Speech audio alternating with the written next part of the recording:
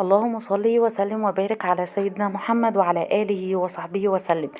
ازيكم عاملين ايه؟ يا رب تكونوا كلكم بألف خير وصحة وسعادة يا رب. ان شاء الله بإذن الله النهاردة هنعمل مع بعض جاتوه سهل جدا ويبقى زي بتاع المحلات بالظبط. بس قبل ما ندخل فيه المقادير بتاعتنا عايزاكم تحطوا لايك وتشتركوا في القناة لو كنتوا لسه ما اشتركتوش، وتفعلوا زر الجرس عشان يوصلكم كل جديد. تعالوا بقى اقول لكم على المقادير. اول حاجة كان معايا 350 جرام من دقيق الاسبونج الجاهز، وكان معايا 4 بيضات ونص كوباية من المية، وطبعا الفانيليا علشان البيض، ومعلقة صغيرة من محسن الجل. لو مش متوفر عندك الفانيليا اللي هي البودر دي وعندك فانيليا من السايلة، فممكن تحطي معلقة صغيرة ما تكتريش، لان الفانيليا السايلة بتبقى اقوى من الفانيليا دي علشان ما تخليش الحاجة تبقى ممررة معاكي، فهي تبقى معلقة صغيرة بس من الفانيليا السايلة بس. وبعدين هنحط معلقة تكون مليانة كده، معلقة صغيرة من محسن الجل. وبعدين هنضرب بقى كل المكونات دي كلها كده ببعضها لحد ما نوصل للقوام اللي هو بيبقى ابيض، بيبقى عامل زي الكريمة بالظبط زي ما انتوا شايفين كده. وبعدين كان معايا صينية مقاس 30 في 40، مبطناها بالزبدة، وبعدين حطيت ورقة زبدة طبعا في القاع بتاع الصينية. هنزل بقى بالخليط اللي احنا ضربناه كله كده مع بعض، وبعدين هسويها كويس جدا في قلب الصينية. وكوني مولعة الفرن طبعا من اول ما تبدأي تشتغلي في الكيك، تشغلي الفرن علشان يوصل لدرجة حرارة تظبطيه بالظبط على 180.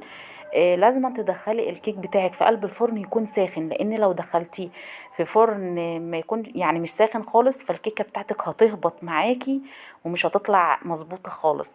فلازم تشغلي الفرن قبلها اقل حاجه ب10 دقايق اقل حاجه. لازم يكون ساخن على درجه حراره 180.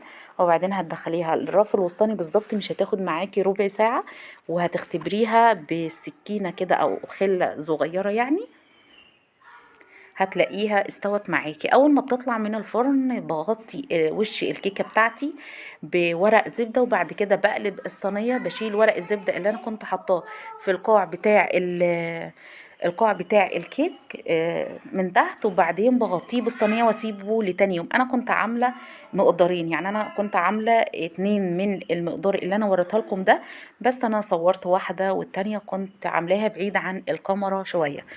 فجبت بقى الكيكة اللي هم 2 الصينيتين اللي انا كنت عاملاهم، حطيتهم كده على بعض، وبعدين هقسم بالنص بالظبط، يبقى معايا 4 طبقات. كل طبقتين هعملهم هيبقوا يعني خرطة كيكة، خرطة الجاتوه بتاعتي هتبقى فيها طبقتين من الكيك وطبقتين من الكريمة، بس خرط يعني طبقة الكيك سميكة شوية، ما هيش رفيع. انا ممكن اخليها تبقى 3 طبقات من الكيك و3 مثلا من الكريمة، بس تكون رقيقة اكتر. اللي انت عايزاه اعملي انت. ممكن يعني من النص كده تقطعي الكيكة بتاعتك دي تبقى قطعتين مش تبقى قطعة واحدة.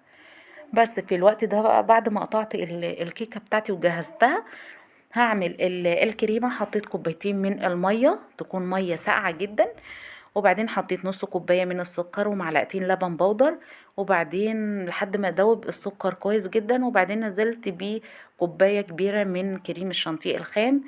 افضل نوع اللي هو المتحدة، يعني افضل واحسن نوع اللي هو كريمة المتحدة، بتديكي قوام يعني كويس جدا، وبتديكي كمية برضو بتبقى يعني كويسة، مش بتكون قليلة خالص. بس جبت بقى طبقة الكيكة حطها كده على الصينية. طبعا احنا مش محتاجين ان انا احطها مثلا على القاعدة بتاعة التورت او الكلام ده، لاني انا هقطع الجاتو بتاعنا، فانا محتاجة ان انا اكون حاجة متساوية علشان اعرف اقطع القطع بتاعة الجاتو. فحطيتها على الصينية بتاعتنا زي ما انتم شايفين كده، وبعدين حطيت الكيكة وبالشربات اللي احنا متعودين بنسقي بيه الكيكة بتاعتنا. هنسقيه كده حاجات خفيفة مش كتير قوي قوي يعني، وبعدين هنزل بالكريمة، هسويها كويس جدا على طبقة الكيك، تكون متساوية، تكون طبقة كريمة يعني تكون يعني كويسة، ما تكونش قليلة خالص، على قد ما تقدري. لو تبقى على قد طبقة الكيكة، يعني طبقة الكيكة تبقى قد مقدار طبقة الكريمة، الاتنين قد بعض، هيكون افضل واحسن. بس وبعدين حطيت طبقة الكيك التاني. انا ما شلتش الوش بتاع الكيك او القاعدة بتاعة الكيك، لان لونها زي ما انتوا شايفين لونها ذهبي فاتح كده، لونها جميل، مش محتاج ان انا مثلا اشيلها او اي حاجة خالص. وبعدين بعد ما حطيت الكيك سقيتها طبعا الاول بالخليط بتاع التشريب زي ما احنا عارفين، وبعدين حطيت الكريمة وهسويها كويس جدا. دي بقى هتبقى الطبقة اللي هي الوش بتاع الجاتو بتاعنا. بعد ما سويتها كويس جدا جبت بقى صوص الفراولة. انت ممكن تحطي اي صوص انت يعني عايزاه او بتحبيه، اي حاجة، مش شرط تحطي يعني صوص الفراولة.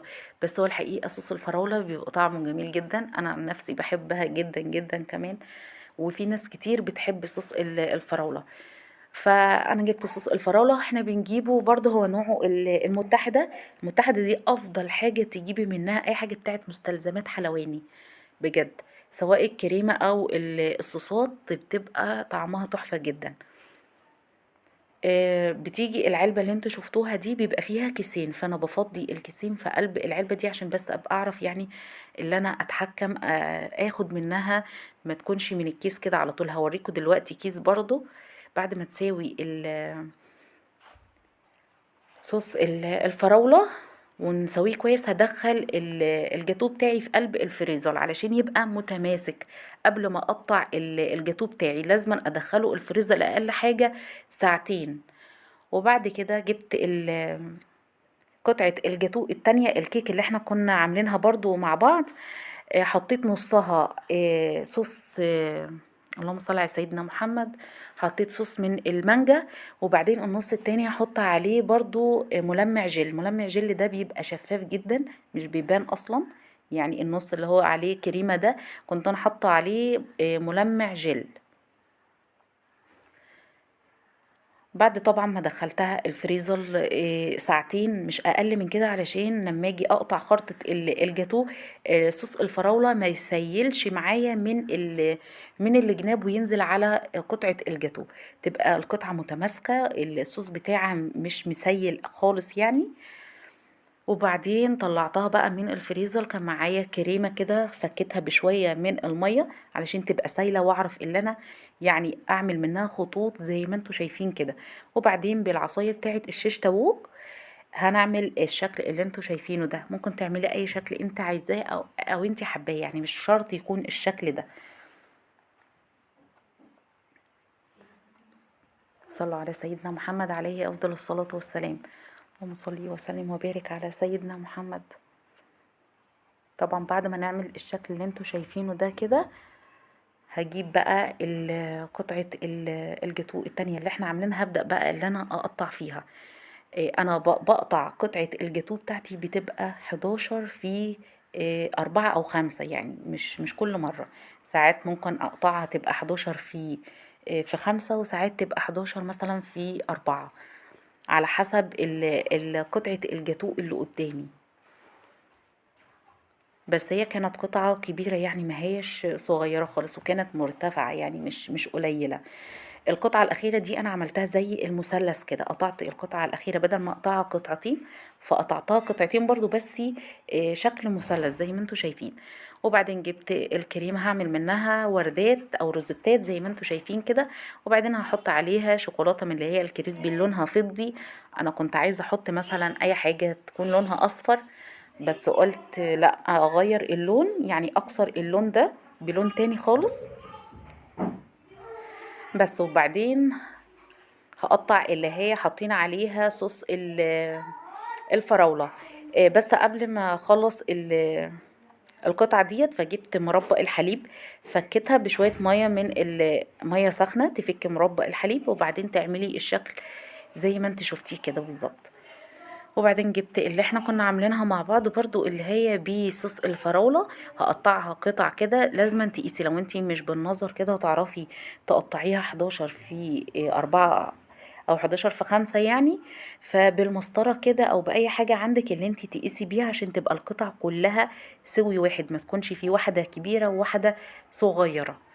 بس وبعدين عملت وردات كده برضو على كل قطعة من الجاتو. هي كانت اصلا شكلها لوحدها كده، مش محتاج ان انا احط مثلا اي حاجة تاني ولا وردات ولا اي حاجة.